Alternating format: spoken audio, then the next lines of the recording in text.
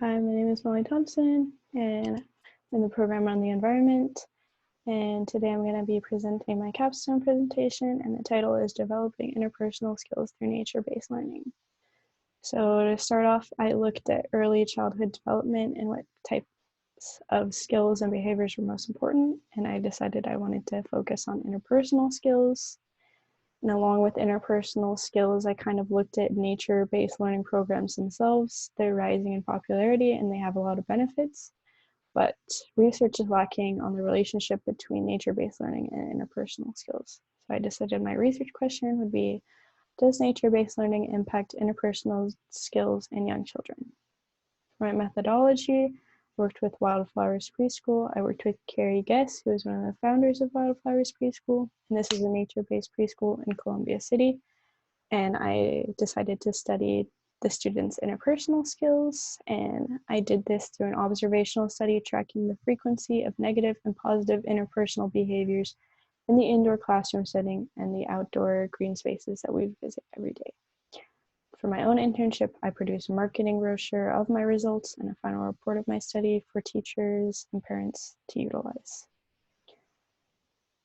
My observational study was conducted through a coded list of negative and positive personal behaviors that I drew from just overall interpersonal behaviors in different categories, such as active listening and sharing feelings and the own expectations of Wildflowers Preschool.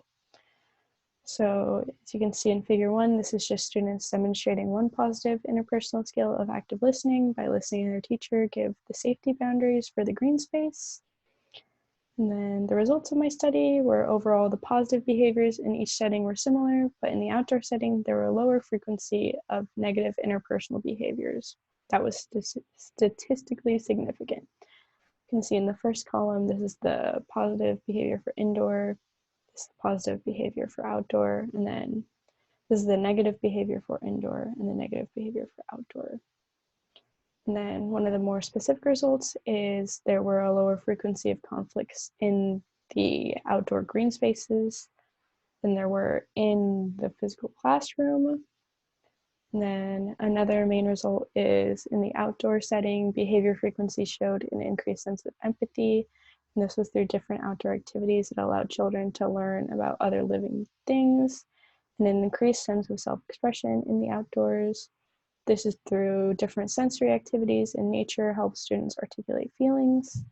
And then in this figure, you can see children utilizing a larger physical space, which allows them more room for self-expression when compared to the smaller or condensed classroom setting.